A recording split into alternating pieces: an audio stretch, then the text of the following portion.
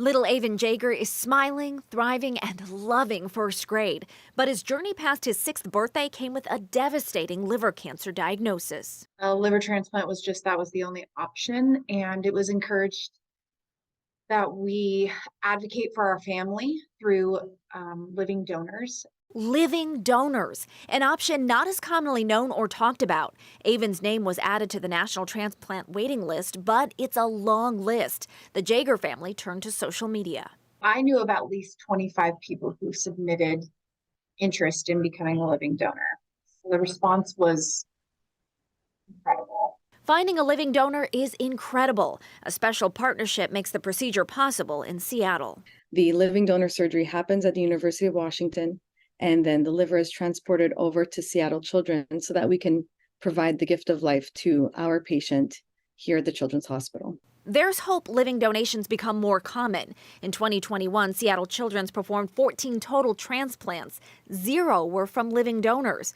So far in 2022, the hospital has performed 15 total transplants. 9 of them are from living donors, the highest volume of living donor liver transplants in the U.S. at one pediatric transplant program.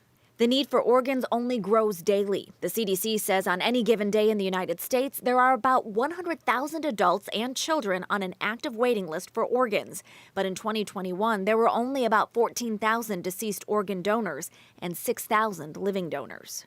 When it comes to donating a part of your liver while living, Dr. Pamela Valentino at Seattle Children's shares this. Well, the liver is an amazing organ that can regenerate.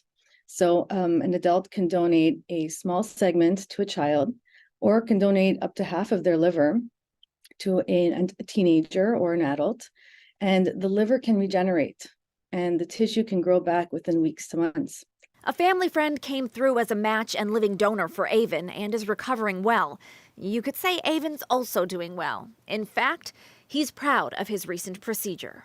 We find a lot of times that when he meets somebody new, it's like the first thing he tells them is, I got in a fight with cancer and I won. And then he shows his scar. It's a big donation, a piece of your body, an organ of your body, the time away from work, the recovery. But that response, we felt so supported. We felt so loved and cared about. Farah Jadrin, King 5 News.